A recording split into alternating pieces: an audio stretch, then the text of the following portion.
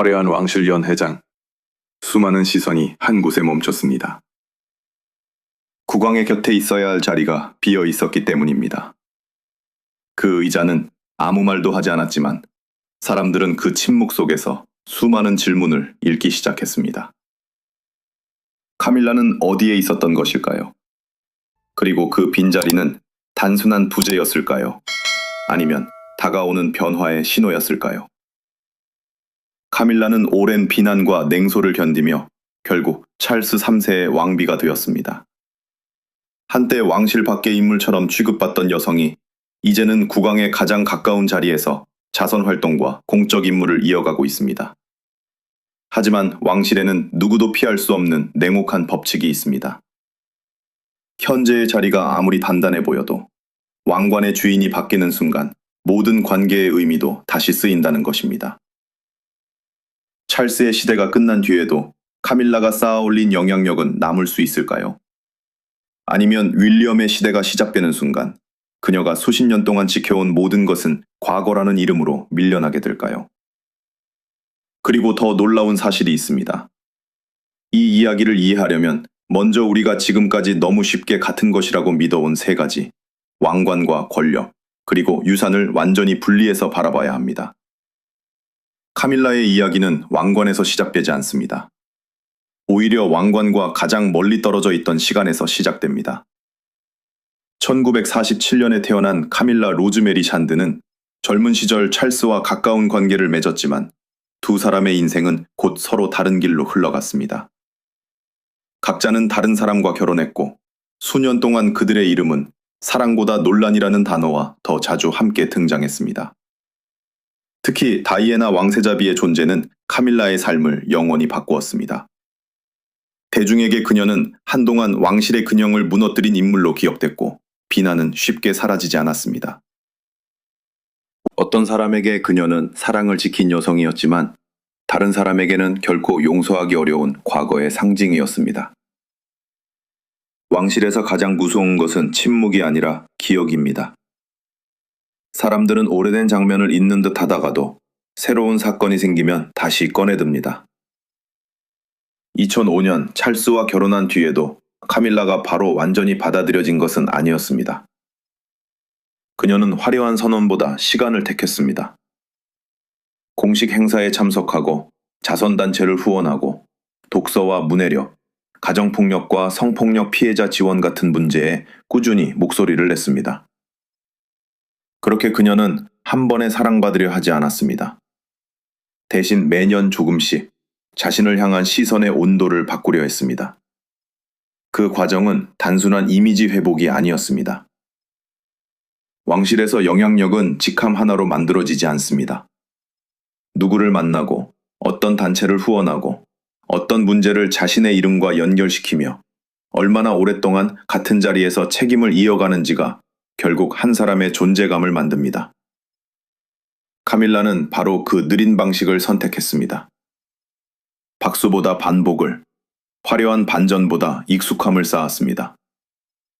사람들에게 자신을 잊게 한 것이 아니라 다른 모습으로 다시 기억하게 만든 것입니다. 그리고 2022년 엘리자베스 2세가 세상을 떠난 뒤 찰스가 국왕이 되면서 카밀라는 왕비가 되었습니다. 한때 궁전의 문 밖에 서 있는 것처럼 보였던 여성이 마침내 왕의 바로 곁에 앉게 된 것입니다. 오랜 세월의 비난을 견딘 끝에 도착한 자리였습니다.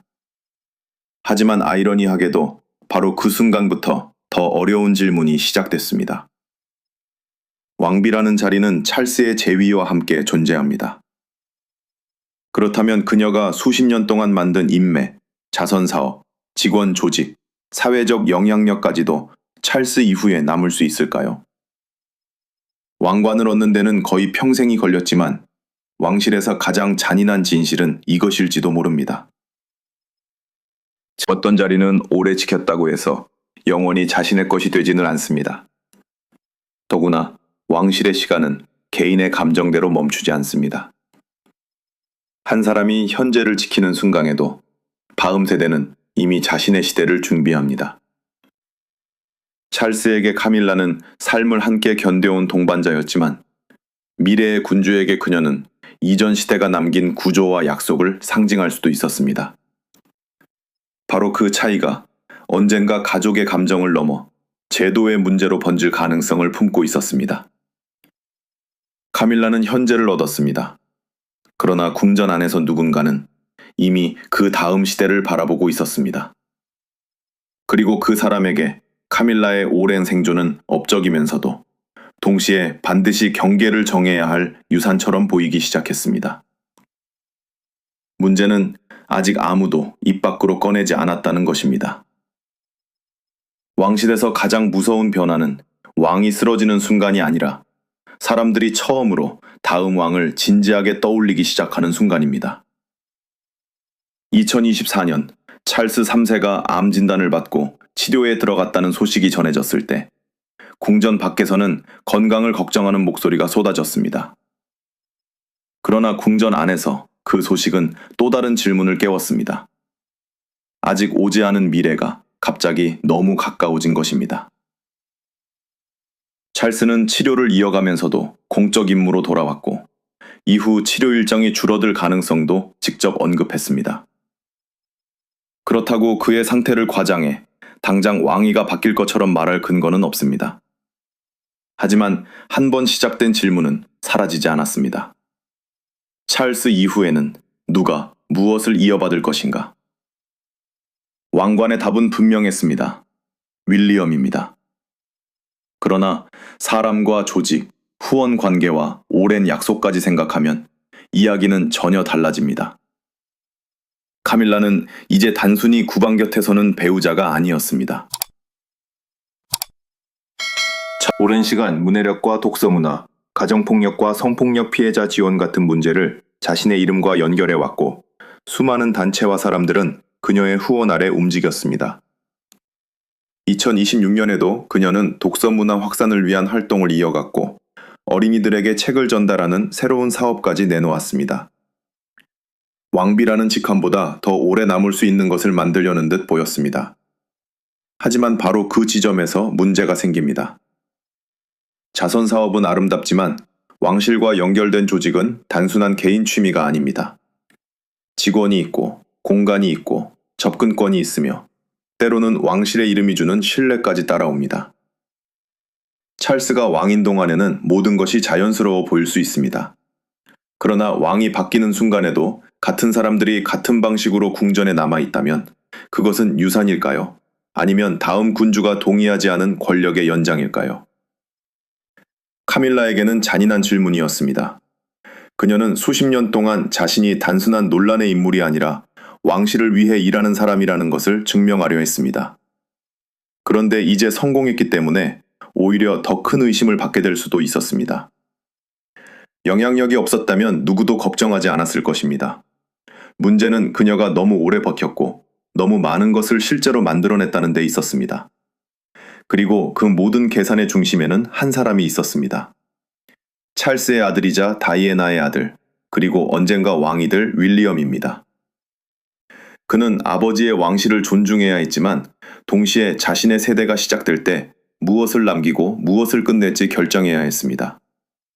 왕관은 자동으로 넘어갑니다. 그러나 약속까지 자동으로 넘어가야 하는 것은 아닙니다. 바로 그 생각이 조용히 궁전의 공기를 바꾸기 시작했습니다. 그리고 아직 카밀라는 몰랐습니다. 누군가가 이미 그녀의 현재가 아니라 찰스 이후의 세계를 들여다보기 시작했다는 사실을. 윌리엄에게 왕위는 아직 손에 쥔 권력이 아니라 언젠가 반드시 책임져야 할 미래입니다. 그는 찰스와 다이애나의 장남으로 태어났고 어린 시절부터 자신의 삶이 결국 왕관과 연결될 것이라는 사실을 알고 자랐습니다.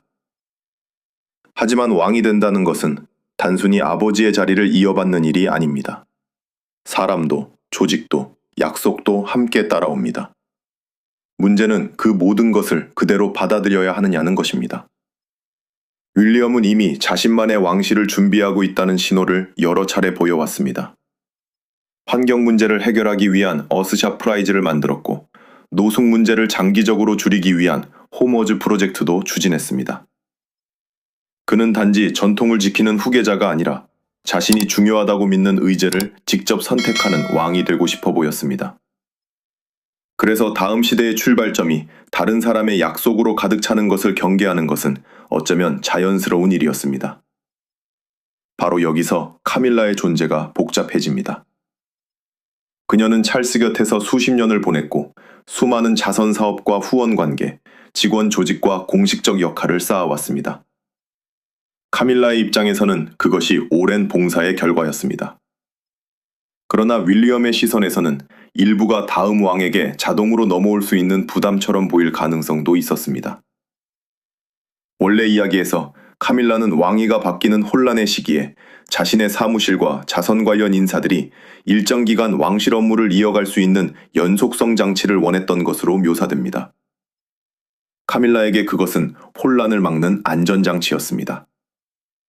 하지만 윌리엄이 보기에 같은 장치는 자신이 승인하지 않은 사람들이 새 시대의 궁전 안에 계속 남는 통로가 될 수도 있었습니다. 여기서 두 사람의 갈등은 감정만으로 설명되지 않습니다. 카밀라는 내가 만든 것을 하루아침에 버리지 말라고 생각할 수 있습니다. 반대로 윌리엄은 내 시대는 내가 선택한 사람들과 시작해야 한다고 생각할 수 있습니다. 둘 다 자신의 자리에서는 논리가 있습니다. 그래서 이 충돌은 더욱 위험합니다. 명백한 악인이 없을 때 왕실의 싸움은 오히려 더 오래갑니다. 더구나 윌리엄에게 미래는 자신의 문제만이 아니었습니다. 캐서린, 그리고 조지와 샬럿, 루이까지 이어집니다. 자신이 받아들인 한 번의 예외가 다음 세대의 의무가 될 수도 있습니다. 왕실에서 관례는 때로 법보다 오래 살아남기 때문입니다. 한 번 허용된 접근권, 한 번 인정된 역할, 한 번 이어진 관행은 다음 사람에게도 설명 없이 계속될 수 있습니다. 윌리엄이 두려워한 것이 바로 그런 관성이라면 문제의 핵심은 카밀라 개인이 아니라 누구도 책임지지 않은 채 살아남는 구조였을 것입니다. 그렇다면 윌리엄은 카밀라를 밀어내려 한 것일까요? 아직 그렇게 단정하기는 이릅니다. 더 중요한 것은 그가 어떤 경계를 만들고 싶어 했는가입니다. 왕실의 현재를 존중하면서도 미래의 선택권만큼은 자신에게 남겨두려는 것.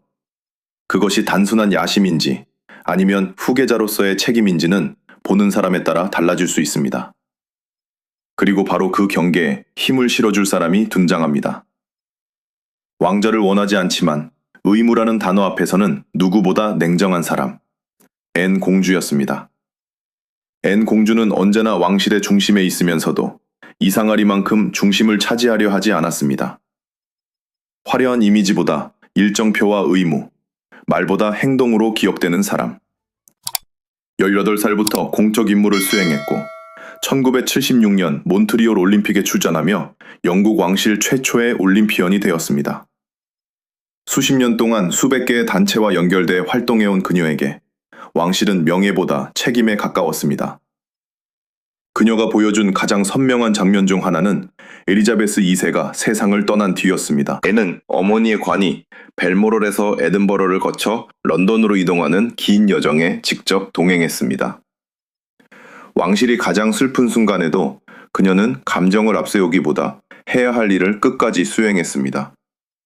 그래서 사람들은 앤을 왕관을 갖지 않았지만 왕실의 무게를 누구보다 잘 아는 인물로 바라보곤 합니다. 그래서 윌리엄에게 앤의 존재는 특별했습니다.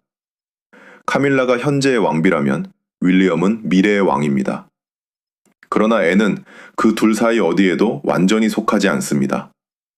왕관을 원하지 않기에 오히려 왕관이 흔들릴 때 더 자유롭게 움직일 수 있는 사람, 바로 그런 위치였습니다.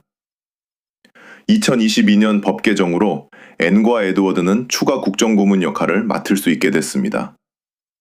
국왕이 해외에 있거나 일시적으로 직무를 수행하기 어려울 때 일부 업무를 대신할 수 있는 제도입니다. 이 사실은 중요합니다. 카밀라의 영향력이 찰스와의 관계에서 힘을 얻는다면 앤의 역할은 개인적 친분보다 제도적 신뢰에 더 가깝게 보이기 때문입니다. 그리고 2026년 여름, 앤은 한국을 찾았습니다. 부산의 유엔 기념공원을 방문하고 산업 현장과 대학을 찾고 대통령을 만나고 오랫동안 관계를 이어온 구호단체의 활동까지 살폈습니다. 왕실 내부의 권력설이 인터넷을 달구는 동안 그녀는 궁전 밖에서 묵묵히 왕실의 연속성을 보여주고 있었습니다. 누군가는 자리를 지키며 힘을 드러내고 누군가는 아무 자리도 요구하지 않은 채 필요할 때마다 시스템을 떠받칩니다. 원래 이야기에서는 앤이 윌리엄의 문제의식에 힘을 실어준 인물로 등장합니다. 흐릿한 권한과 오래된 약속이 다음 왕의 시대까지 이어질 경우 충성의 중심이 둘로 갈라질 수 있다는 우려였습니다. 이것이 실제 비밀문서로 확인된 사실은 아니지만 앤이라는 인물의 실제 경력과 결합하면 왜 그런 설정이 설득력을 얻는지는 이해할 수 있습니다. 그녀에게 중요한 것은 누가 더 사랑받는다가 아니라 누가 책임을 져야 하는가였을 테니까요. 카밀라에게 연속성은 자신이 쌓아온 삶의 보호였습니다. 윌리엄에게 연속성은 자신이 동의하지 않은 구조를 물려받을 위험이었습니다. 그리고 앤에게 연속성은 개인의 흔적을 보존하는 일이 아니라 군주제가 흔들리지 않게 만드는 일이었을 가능성이 큽니다. 같은 단어를 세 사람이 전혀 다르게 이해하고 있었던 것입니다. 바로 그 차이가 다음 충돌을 피할 수 없게 만들었습니다. 하지만 더 놀라운 사실은 따로 있었습니다. 모두가 카밀라가 미래 왕실에서 무엇을 이룰지 논쟁하는 동안 정작 가장 기본적인 질문 하나를 거의 아무도 묻지 않았습니다. 카밀라는 애초에 무엇을 물려받을 권리를 가지고 있었던 것일까요? 사람들은 오랫동안 같은 질문을 반복했습니다. 윌리엄이 카밀라를 미래 왕실에서 밀어내려는 것인가? 찰스는 아내를 지킬 것인가? 앤은 누구의 편에 설 것인가? 하지만 이 모든 논쟁에는 처음부터 하나의 착각이 숨어 있었습니다. 카밀라는 찰스의 배우자이자 현재의 왕비이지만 왕위를 물려받는 계승자는 아닙니다. 이 차이는 결정적입니다. 왕비라는 지위와 왕위 계승권은 같은 것이 아닙니다. 카밀라는 찰스가 국왕이기 때문에 왕비가 되었고 국왕의 배우자라는 위치에서 특정한 공적 역할을 수행할 수 있습니다. 그러나 왕관이 다음 세대로 넘어갈 때 그 왕관이 그녀에게 전달되는 것은 아닙니다. 그 길의 중심에는 윌리엄이 있습니다. 그렇다면 원래 이야기에서 말한 카밀라를 미래에서 제거한다는 표현은 무엇을 뜻했을까요? 바로 여기서 서사의 진짜 핵심이 드러납니다. 문제는 왕위가 아니라 영향력이었습니다. 사람, 사무실, 후원 관계, 자선 네트워크, 왕실 공간에 대한 접근, 그리고 오랫동안 자연스럽게 이어져 온 비공식적 관행들. 이것들은 왕관처럼 법에 따라 자동으로 넘어가는 것이 아닙니다. 누군가가 계속 유지하겠다고 결정해야만 살아남을 수 있습니다. 카밀라에게 그것은 단순한 권력이 아니었을 것입니다. 수십 년 동안 비난을 견디며 쌓아온 자신의 존재증명이었습니다. 자신이 지켜온 단체와 사람들, 자신의 이름으로 이어온 사회적 의제가 찰스의 시대가 끝나는 순간 함께 사라진다면 그녀는 그것을 제도적 정리라기보다 자신의 삶 전체에 찍히는 마침표처럼 느낄 수도 있습니다.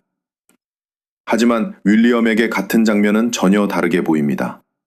새 군주가 되는 순간 그는 이전 시대의 모든 관계와 약속을 자동으로 떠안고 싶지 않을 수 있습니다. 특히 자신의 동의 없이 만들어진 비공식적 접근권과 인적 네트워크가 그대로 유지된다면 새 왕의 시작은 시작이 아니라 상속된 구조의 연장이 될 수 있습니다.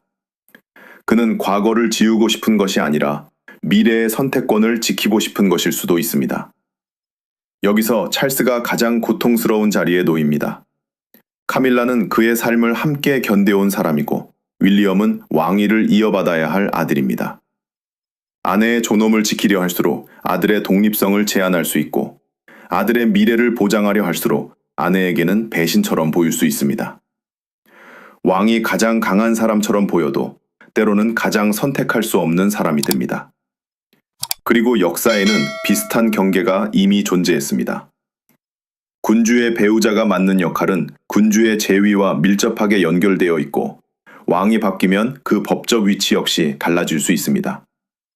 결국 카밀라에게서 빼앗긴다고 소문난 것은 왕위가 아니었습니다. 애초에 그녀의 것이 아니었기 때문입니다. 진짜 싸움은 더 조용하고 더 잔인했습니다. 카밀라가 묻고 싶었던 것은 내가 왕이 될 수 있는가가 아니라 내가 여기서 살아온 세월이 다음 시대에도 의미를 가질 수 있는가 였을 것입니다. 그리고 바로 그 질문 앞에서 또 한 명의 여성이 모습을 드러냅니다. 현재의 왕비가 자신의 흔적을 지키려는 동안 미래의 왕비가 될 가능성이 가장 큰 캐서린은 이미 전혀 다른 방식으로 자신의 시대를 준비하고 있었습니다. 카밀라가 지키고 싶었던 것은 왕관이 아니라 자신이 남긴 흔적이었습니다. 독서와 문해력, 가정폭력과 성폭력 피해자 지원, 오랜 세월 이어온 자선활동은 그녀에게 단순한 일정표가 아니었습니다. 한때 왕실의 가장 불편한 이름으로 불리던 여성이 스스로 만들어낸 새로운 설명이었습니다. 그래서 찰스의 시대가 끝난 뒤 그 모든 것이 과거의 사업이라는 한 문장으로 정리되는 일은 카밀라에게 권력 상실보다 더 깊은 상처가 될 수 있었습니다. 하지만 같은 궁전 안에서 또 다른 여성이 자신의 시간을 준비하고 있었습니다. 캐서린은 카밀라의 자리를 빼앗기 위해 움직이는 인물이 아니었습니다. 그녀 역시 오랜 시간 자신만의 공적 영역을 만들고 있었습니다.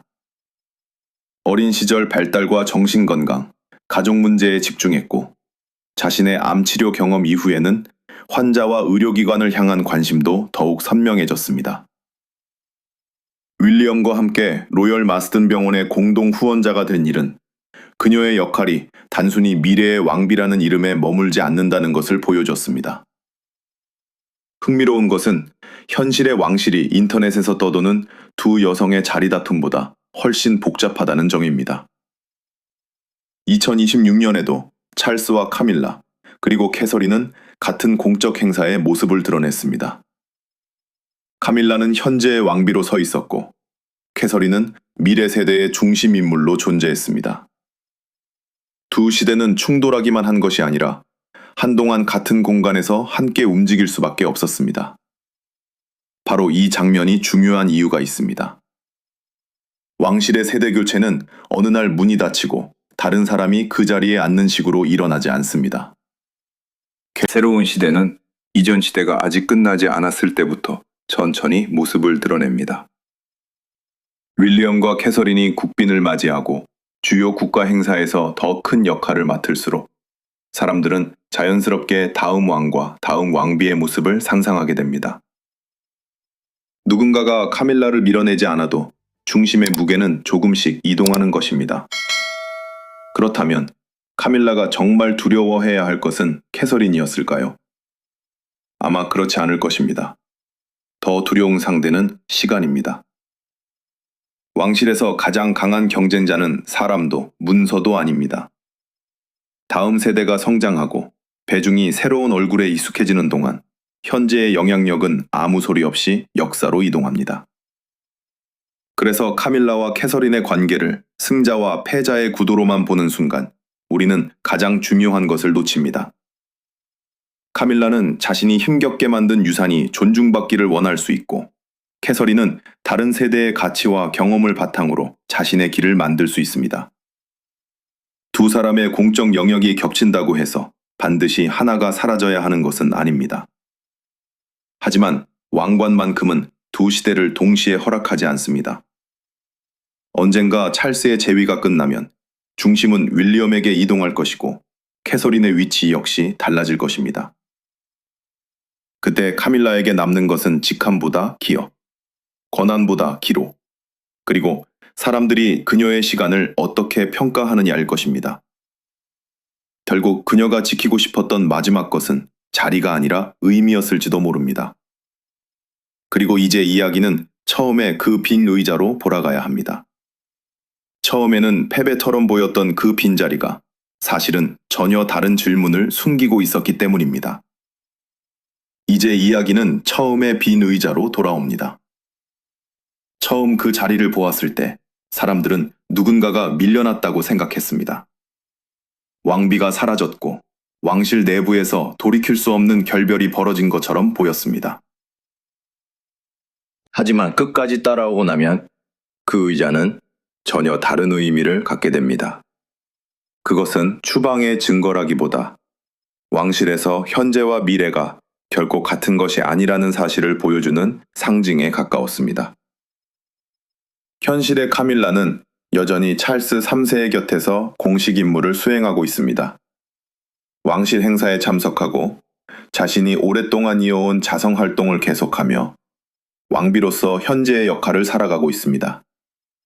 동시에 윌리엄과 캐서린은 더 많은 국가적 책임과 국제적 임무를 맡으며 다음 세대의 중심으로 조금씩 이동하고 있습니다. 누가 누구를 밀어내지 않아도 왕실의 무게중심은 시간과 함께 이동합니다. 이것이 가장 냉정한 진실입니다. 왕관은 감정에 맞춰 움직이지 않습니다. 한 사람에게는 사랑의 자리였던 곳이 다른 사람에게는 제도의 자리일 수 있고, 오늘의 특권은 내일의 관행이 되지 않을 수도 있습니다. 찰스에게 카밀라는 긴 세월을 함께 버틴 배우자입니다. 윌리엄에게 카밀라는 아버지 시대의 중요한 인물입니다. 그러나 윌리엄이 왕이 되는 순간, 새로운 기준을 정할 권한은 결국 새로운 군주에게 돌아갑니다. 그렇다고 카밀라의 시간이 사라지는 것은 아닙니다. 그녀가 독서와 문해력, 여성 피해자 지원, 자성 활동을 통해 남긴 기록은 왕위 계승과 별개의 문제입니다. 직함은 끝날 수 있지만 사람들이 기억하는 방식까지 명령으로 지울 수는 없습니다. 어쩌면 카밀라가 지켜야 했던 것은 권력이 아니라 바로 그 기억이었을지도 모릅니다. 더구나 왕실의 변화는 어느 날 갑자기 한 사람의 의자를 빼는 방식으로만 일어나지 않습니다. 국빈을 맞이하는 자리에서, 자선 행사의 중심에서, 국가적 위기 때 누가 먼저 앞으로 나서는지를 통해 대중은 새로운 질서를 조금씩 학습합니다. 변화는 선언보다 먼저 익숙함의 형태로 찾아옵니다. 애는 다른 방식으로 왕실의 연속성을 보여줍니다. 캐서린은 또 다른 방식으로 다음 시대의 얼굴이 되어가고 있습니다. 조지는 언젠가 그 다음 세대를 상징하게 될 것입니다. 그리고 찰스는 현재의 왕으로서 사랑과 의무가 언제나 같은 방향을 바라보지 않는다는 사실을 누구보다 가까이에서 마주하고 있습니다. 그래서 이 이야기에 분명한 승자는 없습니다. 윌리엄이 미래를 지킨다고 해서 카밀라의 과거가 지워지는 것도 아니고, 카밀라가 자신의 유산을 지킨다고 해서 다음 왕의 선택권이 사라지는 것도 아닙니다. 왕실은 누군가 한 사람의 인생보다 오래 살아남도록 만들어진 제도이고, 바로 그 점 때문에 때로는 가장 가까운 사람들에게 가장 잔인합니다. 처음에 빈 의자는 이제 패배의 자리가 아닙니다. 그것은 하나의 경계입니다. 여기까지가 한 시대의 권한이고, 그 다음부터는 또 다른 세대가 책임져야 한다는 경계 말입니다. 왕관은 물려줄 수 있습니다. 직책도 끝날 수 있습니다. 그러나 한 사람이 역사에 남긴 흔적까지 다음 왕이 완전히 지울 수 있는 것은 아닙니다. 결국 카밀라가 남길 진짜 유산은 미래를 지배하는 힘이 아니라 자신의 시대가 끝난 뒤에도 사람들이 그녀를 어떻게 기억하느냐에 달려 있을 것입니다.